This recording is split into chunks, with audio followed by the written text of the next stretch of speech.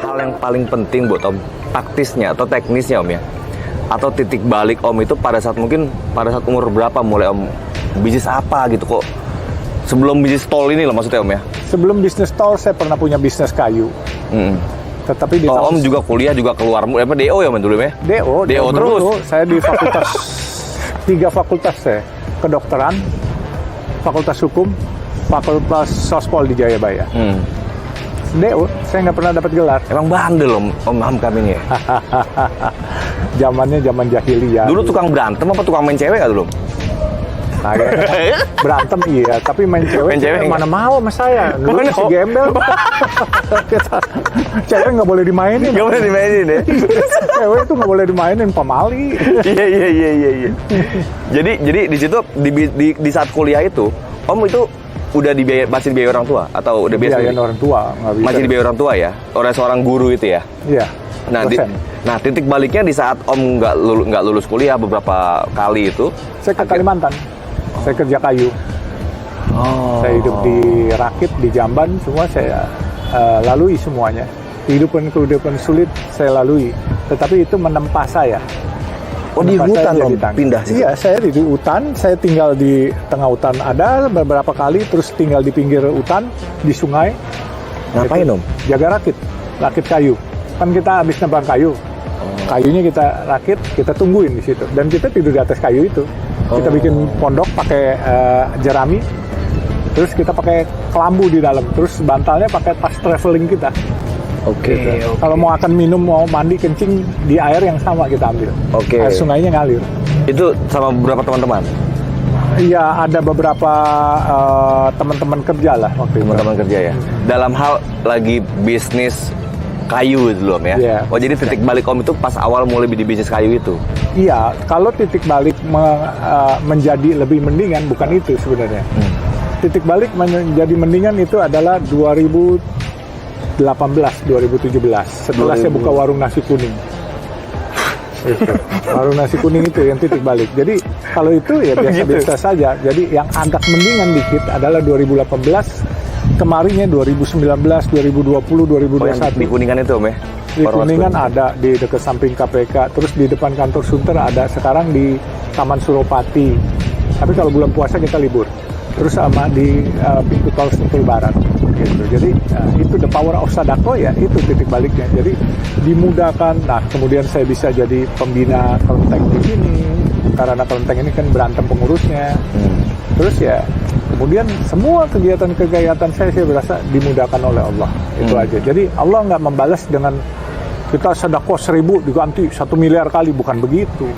Iya kan? Kalau begitu itu namanya nggak cerdas. Kan di Islam ada ikro, bacalah. Iya kan? Jadi bacalah tuh cerdas lah. Nah, ya, teman-teman yang kalau mau sedekah ya harus mampu dulu. Orang Islam itu orang beragama ya, bukan Islam aja, orang Kristen, orang Buddha, orang Hindu. Kalau orang beragama harus kaya. Kalau nggak kaya, dia akan menggunakan agamanya untuk kekayaannya. Tapi kalau dia kaya, dia akan menggunakan kekayaannya untuk kebesaran dan kejayaan agamanya. Iya, sepakat ya? Keren. Nah, tapi poin itu ya Om, belum jawab tadi Om. Di titik balik itu akhirnya Om, ya secara orang udah tahu Om itu pengusaha tol gitu Om ya. Kan sebelum jadi pengusaha tol, ada nggak misalnya gini Om, ada kadang-kadang orang melihat siapa sih mentornya Om Yusuf Hamka ini? Ada yang bilang katanya Om Yusuf Hamka ini anaknya Buya Hamka. Ada yang bilang juga, aku dengar katanya anaknya Adam Malik. Nah, kalau dibilang gembel, dibilang juga anak berandalan, tapi begaulnya juga sama para elit gitu Om. Itu kan privilege juga buat Om mungkin ya pada saat itu ya. Itu gimana itu Om? Sejak saya diangkat anak sama Buya Hamka, saya memberanikan diri berkenalan dengan Ibu Adam Malik. Terus akhirnya saya masuk diangkat anak juga. Saya sama Pak Solihin GP juga diangkat anak. Beliau masih ada sekarang. Solihin GP Bandung. Bandung, iya. Gubernur Jawa Barat 2 kali. Terus Sesda Lobang, Sekretaris Pengendalian Operasi dan Pembangunannya Pak Harto 2 kali atau 3 kali. Iya. Dan beliau sekarang udah sepuh, umur 95 atau 90. Saya juga dianggap anak. Nah, setiap saya menghadapi mereka, saya memposisikan saya sebagai anak muda dan saya anggap mereka orang tua. Dan saya hormat dan saya belajar dari Di era umur berapa dulu tuh? Mulai ketemu. Jadi titik balik Om 24 itu ketemu Buya Hamka. Buya Hamka itu 82. 82 ya sekitar 24-25. Ini yang memang menarik ya. Jadi titik baliknya Om Yusuf Hamka ini berarti di saat ketemu ulama besar. Ini ulama besar pada masa itu udah ulama besar kan Om? Sangat besar. Itu Kok bisa tiba-tiba diangkat anak? Nah, ini ceritanya katanya gembel. rezeki anak Udah mana soleh, sorry Om, udah mana bego kuliah kan nggak lulus-lulus. Bego, kuliah nggak lulus-lulus. Iya bener bego. Terus diangkat anak gitu kan. Iya. Ini apa? Ini udah rezeki Tuhan ini berarti ini kan. Masya Allah. Masya Allah, lu yang beginian lu nggak bisa lawan, ya kan? Orang kan dulu ada sesepuh orang Tionghoa itu Om Lim Sulyong, Oke. ya dia bilang Orang besar pada masa itu orang ya. besar sampai sekarang juga itu grupnya Salim Group itu Ya. nggak besar, ya kan? Dia bilang hoki teit unsu teji, Oke. barokah nomor 1, ilmu nomor 2. Iya, saya ini mungkin masuk orang yang serempet barokah dikit. Gitu kan. Iya kan? Kalau saya itu aja berpikirnya mah simpel aja. Jadi ilmu nomor 2 yang sekarang saya pekerjakan doktor. Iya. Ya kan S2, S3. Iya. Saya cuma S mambo. Es mambo. Iya kan. Enggak apa-apa. Es aus. Iya, air aus. Air aus itu kan. Aduh. Jadi di situ akhirnya Om belajar lah mulai banyak tentang agama Islam gitu Om ya. Belajar Di saya. umur 24 itu. Ya. Nah, setelah Om kenal Budi Hamka, Om terus kenal lagi dengan beberapa elit-elit berarti kan Om ya. Dengan Pak Adam Malik, dengan Pak Solihin GP pada masa itu. Nah, mungkin di situ atau mungkin lebih Iya, nama dibukakan Hamka lagi. itu memulai sesuatu itu membuat ruang gerak saya lebih luas. Saya berkenalan dengan siapapun lebih gampang karena ada nama besar. Iya. Ya kan? Iya. Nah, sehingga tapi ya kitanya juga harus amanah, jujur bos. Kalau lu ada Kalau nama enggak besar ya. lu buat nipu orang, juga orang kagak Iya benar. ngakuin lu, ya kan? Nah, kita ya jalan aja terus semuanya. Tapi ya jatuh bangun setelah pakai nama Hamka bukan berarti kita terus maju, enggak. Musuh ada, dibenci aja. Jadi di situ Om mulai akhirnya bisa bangun tol, bisa ini. Bangun tol itu sebenarnya nggak mimpi juga. Iya kan? Nggak pernah mimpi. Jadi karena ada teman yang berantem, pengurus tol minta ke saya jadi pengurus. Saya nggak bangun waktu pertama, saya beli sahamnya di publik. Dengan saya kumpulkan konsorsium teman-teman saya. Oh. Nah, mereka beli, terus saya bilang, lu mau jadi pemilik saham nggak? Nggak mau. Oke, kalau nggak mau gue yang beli ya. Gue beli. Saya pakai duit dalam, saya beli waktu itu. Ya kan? Dengan Om ngumpulin duit teman-teman di situ. Ya, dan teman-teman saya kasih untung semuanya. Crowdfunding juga lah berarti, crowdfunding di darat Ya, lah kira-kira gitu Om ya. Betul. Gitu. Nah terus gini Om ya, Om mengamati pola bisnis yang terjadi pada masa lalu dibanding masa sekarang ini Om. Apa bedanya Om? Atau pada masa itu Om mulai berasa enak, itu kan mulai berasa enak di umur sekitar mungkin 35-an gitu Om ya? Atau 40? Enak terus nggak enak nggak enak. Enak. Oh jatuh bangun jatuh. Nggak ada enak aja. Nggak ada yang enak itu, ya kan? Presiden aja nggak ada yang enak. Baru 2 periode belum 2 periode aja udah digoyang-goyang. Makanya kalau mau jadi presiden atau pejabat publik udah harus ngukur 2 periode. Kalau mau lebih dari 2 periode jangan jadi penguasa, jadi pengusaha. Jadi pengusaha. Om nggak setuju dengan lebih dari 2 periode? Selama itu konstitusi, saya setuju aja. Tapi kalau konstitusinya enggak, ya jangan dilanggar. Oke. Nah, kalau mau lebih dari 2 periode, jangan jadi penguasa, jadi pengusaha menurut saya. Iya. Ya, dan jadi pemimpin, ya kita harus ojo rumongso iso rumongso. Apa Jangan tuh? merasa bisa, tapi harus bisa merasa. Emang yang Om harapkan pemerintah tuh kayak gimana sih Om? Bukannya Om sekarang juga kan di dalam pemerintahan gitu Om ya? Betul Om ya? Betul. Staf khusus salah satu Menko lah Om ya? Iya. Nah terus apa kurang enak berbisnis saat ini gitu? Misalnya sebagai pengusaha, sebagai dari sektor swasta lah misalnya Om. Cukup enak, tetapi ya menurut saya ada beberapa hal yang memang belum sempurna.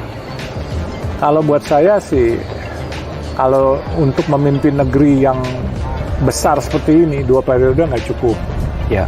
Ya, tapi namun demikian, kalau mau lebih dari 3 periode atau 4 periode, konstitusinya dirubah dulu. Dan harus tetap ikut pemilihan, nggak boleh langsung automatically extended gitu. Nah, kedepannya tentunya sekarang ekonomi sudah mulai bergeliat baik. Mungkin kita harus bicara masalah keadilan dan kebinekaan. Ya, keadilan buat semua rakyat. Dan kita lihat bahwa keadilan dibuat untuk rakyat memang, tetapi ada beberapa pihak yang belum memperoleh keadilan. Ya, misalnya ada kriminalisasi pihak-pihak tertentu. Ini kan kalau bisa jangan lagi lah. Kita bersama-sama membangun negeri ini, kita adakan rekonsiliasi, ya kan? Kita bergandengan tangan, semoga negeri ini menjadi negeri yang besar dan jaya di ASEAN ini. Ya, dari sisi bisnis yang Om harapkan misalnya pemerintah kayak gimana emang? Pemerintah ini sudah baik sebenarnya. Ada nggak kendala yang ini sebenarnya nggak boleh gini gitu misalnya? Oh iya, biasanya pembantu-pembantu presiden yang menjabarkannya terlalu over, ya kan. Nah ini yang mungkin harus dibenahi. Bapak Presiden sendiri kalau diberi 2 periode, bagaimana mau kebenahin gitu kan? Periode pertama dia baru belajar. Ya. Periode kedua kena COVID, ya kan, makanya susah juga. Nah, pemerintah sudah bagus, cuman menteri mungkin juga bagus, tapi dirjen-dirjen yang membantu ini kan, menteri-menterinya ini kan banyak kan perwakilan partai yang bukan orang yang profesional, yang masuk yang tidak mengerti, akhirnya tergantung para dirjen, sekjen. Nah sehingga kalau sekjen bilang A, ikut A semuanya, dirjen bilang B, ikut B semuanya. Dia sendiri tidak menguasai masalah. Nah, harus dicari profesional yang menguasai masalah di bidang-bidangnya. Itu akan membuat lebih baik, sehingga tidak ada masalah kelangkaan minyak goreng lagi, tidak ada masalah kelangkaan beras, ya kan, terus yang lain-lain gitu. Emang jadi poin-poinnya ada di sistem manajemen pemerintahan berarti yang salah? Yes. Bukan sistemnya, orangnya yang salah. Orang memilih orang the yang right man in the right place. Oke. Ya kan? Kita harus cari the right man on the right place. Om, kalau anak-anak Om sekarang nerusin bisnis Om nggak? Regenerasi ada. gimana? Ada. Regenerasi, yang perempuan dia ngurusin yang jalan tol, yang laki properti, yang satu mesti mau sekolah, dia lulusan London School of Economics. Oke. Dia pernah kerja di McKinsey konsultan terbaik di dunia. Oke. Halo Om, bagaimana pendapat Om tentang oligarki? Bisnis oligarki yang ada di semua negara mungkin. Gimana pendapat Om tentang itu? Ya, saya nggak boleh berpendapat lah, biarinin aja lah. Ada nggak sih Om di Indonesia oligarki itu? Ya, menurut saya ya ada. Ada. Di politik ada, di bisnis saya nggak tahu tuh bisnis oligarki bagaimana. Ada nggak Om kalau di bisnis itu? Misalnya, ini yang punya gua, ini nggak boleh loh, ini punya gua gitu. Oh, tidak tertulis kali ya. Ada Om ya? Ada tapi tersirat tapi tidak tersurat gitu. Tersirat tapi tidak tersurat. Itu yang lebih berbahaya Om ya? Ya. Tapi Om tahu lah siapa-siapanya gitu ya? Enggak lah, sebenarnya gini. Monitor lah Om, masa nggak monitor Om? Ada tata krama di dalam bisnis. Oke. Bukan nggak ini. Ada orang mau masuk kepada satu bisnis, ya matur dulu lah. Kalau matur pasti kuenya dibagi lah, iya kan. Tapi kalau langsung mau nyontok-nyontok aja, main nyamber-nyamber aja ya, akhirnya etikanya nggak ada, dikeroyok rame-rame. Kan? Iya, habis malah jadi situ ya. Iya, harus matur dulu. Kan adat istiadat kita kan begitu. Iya. Ketok pintu, permisi, pasti gitu lah. Iya, matur dulu.